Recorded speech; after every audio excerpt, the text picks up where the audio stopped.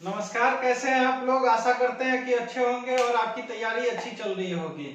तो आप लोगों को वीडियो अच्छा लग रहा है, जिस कारण बहुत सारा कमेंट आ रहा है, वो देखकर बहुत अच्छा लगता है। और आज के टॉपिक पे हम लोग बात करेंगे कि ओवरहीट गाड़ी जो होता है वो कैसे होता है। तो ये इंपॉर्टेंट क्वेश्चन होता है, इससे एक सवाल आपसे जरूर पूछा जाएगा कि गाड़ी में ओवरहीट कैसे होता है और क्यों होता है। तो उस समय अगर जानकारी नहीं रहेगी तो हो सकता है कि आप फंस सकते हैं। तो इसलिए इसको समझिए और आसानी से समझिएगा, आपको समझ में आए और एकदम शांति से समझिएगा। जब आपको समय मिले तभी वीडियो देखिए, वीडियो पूरा देखिए और आराम से समझिएगा कि कैसे कैसे क्या होता है जिस कारण गाड़ी ओवरहीट होता है। क्योंकि अधिकतर गाड़ी अगर कुछ भी दिक्कत होगा रेडिएटर से और कूलेंट के वजह से, तो उसमें गाड़ी ओवरहीट होने लगता है, गाड़ी गर्म होने लगता है। ये आप लोग देखे होंगे। तो उसी पे आज हम लोग बात करते हैं। तो चलिए वीडियो स्टार्ट करते हैं। फर्स्ट क्या कर रहा है, जैसे ओवरहीट कैसे होता है उसके बारे में जानेंगे कि कूलिंग सिस्टम का लीक होना। फर्स्ट कारण ये, अगर 5 कारण पूछ दिया जाए तो उस समय नर्वस हो जाइएगा और उस समय याद नहीं आ पाएगा। तो ये इंपॉर्टेंट जो है वो 5 आप देख लीजिए। इसके बाद हम जानेंगे कि कैसे कहां कहां क्या दिक्कत होता है। ठीक है, तो कूलिंग सिस्टम का लीक होना। ठीक है, कूलिंग सिस्टम कौन सा है? कूलिंग सिस्टम वही है, रेडिएटर और कूलेंट, ये सब का पूरा जो मिश्रण है ना। मिश्रण मतलब घोल नहीं समझिएगा, मिश्रण का मतलब रेडिएटर, रेडिएटर का तार, पाइप वगैरह जो है, कूलेंट, कूलेंट का पाइप, ये सब पूरा जो सामान है वही सिस्टम है। ठीक है, तो उसमें उसका लीक होना। तो कहाँ लीक होता है? तो वाटर पंप हो सकता है, हेड गैस्केट हो सकता है, थर्मोस्टेट हाउसिंग का लीक होना। ये सारा लीक होने वाला चीज है। वाटर पंप यानी पानी या जो कूलेंट का डब्बा से, कंटेनर से जो निकलता है और इसमें रेडिएटर में आता है, वहां बीच में अगर लीक होगा तो ये गिर जाएगा पूरा कूलेंट, तो आपका गाड़ी में कूलेंट रहेगा नहीं, तो वहां पे आपका गाड़ी हीट होने लगेगा। तो ये बात आपको समझ में आ गया होगा कि कूलिंग सिस्टम का लीक होना, जिसमें आता है वाटर पंप। ये उदाहरण के तौर पे हम बताए हैं, एक मतलब जैसे में बताए हैं कि कहां कहां से हो सकता है, किस किस कारण। तो water pump, head gasket, thermostat housing का लीक होना, ये जो है यही इसका कारण है। कूलिंग सिस्टम में ये लगा होता है और इसी का लीक करना ही ओवरहीट का कारण हो जाता है। अगला बात करते हैं कूलेंट। ठीक है, कूलेंट आप लोगों को पता होगा, कूलेंट और पानी का मिश्रण हम लोग डालते हैं गाड़ी में। कूलेंट 70% या 80% डालिए, या पानी 20% या 30% डालिए। ठीक है, तो मिश्रण ही डाला जाता है, आप लोगों को पता होगा, इससे आप लोग वाकिफ होंगे। तो कूलेंट का लीक कर रहा हो, कूलेंट जो है वो लीक कर रहा हो, या खराब क्वालिटी का कूलेंट आपने इस्तेमाल किया हो। मार्केट में बहुत सारा कूलेंट उपलब्ध है, 200, 150, 250, 300, 400 हर तरह का कूलेंट उपलब्ध है। आप अगर खर्च कम करके सोचिएगा कि लोकल डाल देते हैं तो वैसे नहीं चलेगा। जिस चीज के लिए वो बनाया गया है वही आप डालिए, वो बेहतर ही होगा और गाड़ी की लाइफ अच्छी होगी। थोड़ा सा खर्चे के लिए आप ये ऐसा कर लीजिएगा तो बहुत समस्या हो सकता है। आपको ये जो है खराब क्वालिटी का कूलेंट नहीं डालना होगा, और ये जो लीक कर रहा होगा, कूलेंट जो लीक कर रहा होगा, इसको आप लोग चेक कर लीजिएगा तो आपको पता चल जाएगा कि गाड़ी हम आपका कहां से ओवरहीट हो रहा है। उसके बाद अगला बात करते हैं ब्लॉकेज। मतलब जो भी पाइप वगैरह जितना है वहां पे, हो सकता है कि वो ब्लॉक हो गया है, या उसका कहीं से कूलेंट का सोर्स ही नहीं जाने के लिए हो रहा है, तो इस कारण भी गाड़ी हीट हो रहा है। तो उस पर अगला देख लेते हैं, उसका उदाहरण कहाँ कहाँ हो सकता है। रिसाव नहीं हो रहा होगा, मतलब वो आप ब्लॉक हो गया है तो वो तो निकलेगा ही नहीं। जैसे मान लीजिए कि उसका कंटेनर और रेडिएटर में अगर कूलेंट खत्म हो गया, कंटेनर का पाइप ही जाम हो गया है, तो वो रेडिएटर में जाएगा कैसे? नहीं जा पाएगा। इस कारण से आपका इंजन ओवरहीट होने लगता है। तो यहाँ पे ये, और कूलेंट भी ठीक नहीं है, नहीं फिर भी इंजन, जैसे यहाँ पे आप ब्लॉकेज में समझिए, देखिए रिसाव नहीं है, मतलब कहीं से आपका लीक नहीं कर रहा है। ठीक है, कूलेंट भी आपका सही है, कूलेंट का जो डब्बा है उसमें भी सही है, कूलेंट ठीक है, फिर भी या फिर भी इंजन गर्म हो रहा है तो कूलेंट की नली चेक करना है। जैसे मान लीजिए कि आपका कहीं से मतलब लीक भी नहीं कर रहा है, आपका कूलेंट भी है, आप सारा चीज चेक कर लिए, कहीं से गिरा नहीं है और ये भी नहीं है, फिर भी इंजन गर्म हो रहा है, तो इसका मतलब है कि कहीं पे वहां उसका जो पाइप है वो जाम हो चुका है। और ये जाम तब होता है जब आप कचरा भरा मतलब कीचड़ वाले रास्ते में कभी जाइएगा तो वहां से क्या होता है कि धूल मिट्टी जो है वो पूरा रेडिएटर और इधर जमा हो जाता है और जमते जमते वहां एक परत सा बैठ जाता है, जिस कारण वहां अगर पाइप में भी वो चला जाएगा तो वो सीधा जाम कर देगा।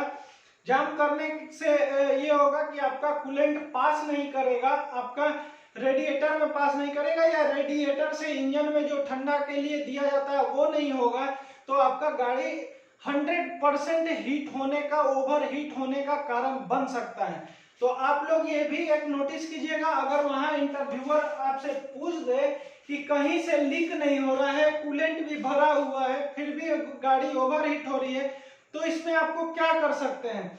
तो वहां पे आप बताइएगा कि हो सकता है कि धूल मिट्टी से गाड़ी अगर आई है तो उसका धूल मिट्टी वहां जमा हो जाता है, एक परत बन गया है होगा, जिस परत से कूलेंट का और पानी का जो मिश्रण है वो हमारा इंजन में ठंडा नहीं कर पा रहा है, तो उसको हम लोग चेक कराएंगे और जहां पे जाम होगा, जहां पे वो धूल मिट्टी फंसा होगा उसको साफ कराएंगे, देन उसके बाद चेक करेंगे, तो गाड़ी ओवरहीट नहीं होगा। अगला बात करते हैं रेडिएटर। रेडिएटर से बात करते हैं कि रेडिएटर भी उसी का पार्ट है, उसका सिस्टम है। जैसे लुब्रिकेटिंग सिस्टम कहा जाता है वैसे ही ओवरहीट का ही सिस्टम है। ये पूरा कूलेंट, रेडिएटर, रेडिएटर का pipe, house pipe, gas kit, thermostat, ये सारा उसका सिस्टम है। सिस्टम इसी को कहते हैं। अगर आप लोग हमारे पहले का वीडियो नहीं देखे हैं तो आप जाके डिस्क्रिप्शन में लिंक दिया हुआ है, वहां से देख सकते हैं। जो लोग नए जुड़ रहे हैं, आपके लिए इतना मेहनत कर रहे हैं, तो आपका भी फर्ज है, सब्सक्राइब कीजिए, लाइक कीजिए और एक कमेंट दीजिए कि आपको वीडियो कैसा लग रहा है, आगे हम किस टॉपिक पे आपसे बात करें, उसके लिए भी वीडियो बनाएंगे। आप ही लोग के कहने पे हम वीडियो अब बना रहे हैं, पहले तो अपने मन से बनाते थे, अब आप लोग जो बोल रहे हैं उसी पे वीडियो हम बना रहे हैं, तो आप लोग भी लाइक और सब्सक्राइब करना नहीं भूलिएगा। तो हम लोग बात करते हैं कि यहाँ पे जब रेडिएटर, ये सिस्टम पूरा आपको समझ में आ गया, सिस्टम वहां भी बताए थे लुब्रिकेटिंग सिस्टम के बारे में और यहाँ भी ओवरहीटिंग के बारे में, जितना भी उसका उससे जुड़ा हुआ है वो सारा सिस्टम है, आपको पहले एकदम आसान भाषा में बताए थे, ठीक है।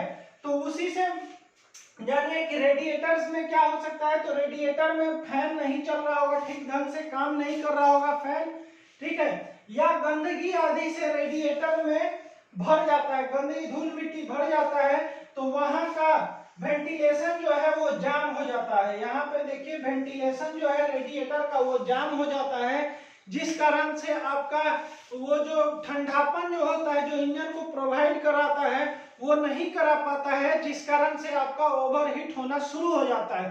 तो जैसा आप देख रहे हैं कि फैन नहीं चल रहा है, या फैन का बेल्ट टूट गया है, या टाइमिंग चेन टूट गया है, तो ये सबसे ओवरहीट होता है। आप लोग ध्यान दीजिएगा कि जब भी ओवरहीट का आएगा तो आप इतना ध्यान में रखिएगा कि रेडिएटर, उसका पाइप, थर्मोस्टेट, उसका कंटेनर कूलेंट का, बस वहीं से क्वेश्चन है, बाकी इंजन छोड़ ही दीजिए, वहां से क्वेश्चन है और वहीं से आपको दिमाग लगाना है कि कैसे कैसे हो सकता है और क्या कहना है इंटरव्यूअर को, वो आपको विश्लेषण करना है वहां पे।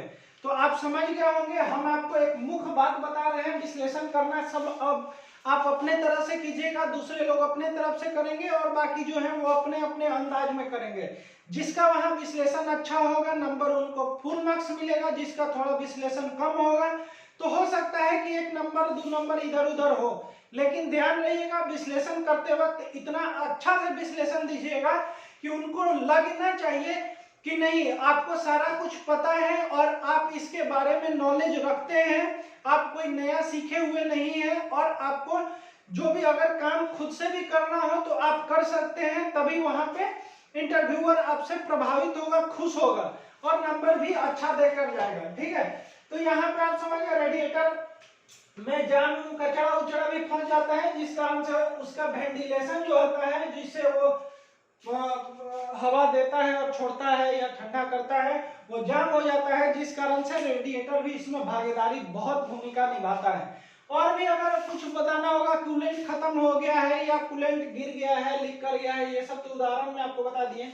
आगे देखिए, आगे में क्या है कि पांचवा है वाटर पंप का टूटना। तो वाटर पंप का टूटने में उदाहरण नहीं दिए हैं, बस इतना ही समझिए कि वाटर पंप का टूटना मतलब जो पाइप जो होता है या पंप उसका जो है, जो सप्लाई करवाने में तेजी में मदद करता है, वही अगर टूट जाएगा तो फिर आपका कहां से सप्लाई ही बंद हो जाएगा। तो इस हिसाब से आप समझिए कि कैसे कैसे इसका ओवरहीट होता है। तो ओवरहीट, अगर कोई भी कारण आपसे पूछेगा इंटरव्यूअर की ओवरहीट होने का कारण बताइए, ब्रेक फेल होने का कारण बताइए, इंजन के बारे में बताइए, तो कम से कम 5 सवाल तो जरूर ही पूछेगा। अगर ओवरहीट का बोल रहा है तो बोल रहा है कि 5 कारण का नाम बताइए, 5 कारण बताइए कि ओवरहीट क्यों होता है, 5 कारण बताइए कि गाड़ी का ब्रेक फेल क्यों होता है, 5 कारण बताइए जो ब्रेक का काम हो, 5 कारण बताइए एक्सीलेटर का काम हो, 5 कारण बताइए क्लच का काम हो।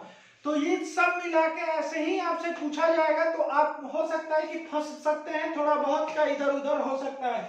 लेकिन ध्यान रहे, जो हम बता रहे हैं वो आपको अच्छा लग रहा होगा। और सेम यही कारण आप कहीं भी किसी भी ट्रेनिंग संस्था या जो भी संस्था में जाइएगा, यही चीज बताने वाला है। तरीका अलग होगा, अंदाज अलग होगा, लेकिन सारा चीज वही होता है। ठीक है, तो आशा करते हैं कि हमारा ये वीडियो आपको बेहद पसंद आया होगा। अगर पसंद आया होगा तो हमारे चैनल से जुड़िए, सब्सक्राइब कीजिए, बेल आइकन को दबाइए, कैसे वीडियो और आपको मिलता रहे नोटिफिकेशन के माध्यम से।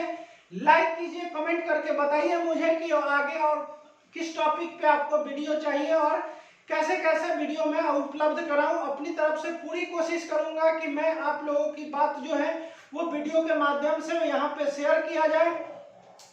तब तक हमारा आप लोग देखते रहिए चैनल और बने रहिए हमारे चैनल के साथ। तब तक के लिए जय हिंद। स्क्रीनशॉट अगर लेना चाहते हैं तो ले सकते हैं, हट जाते हैं।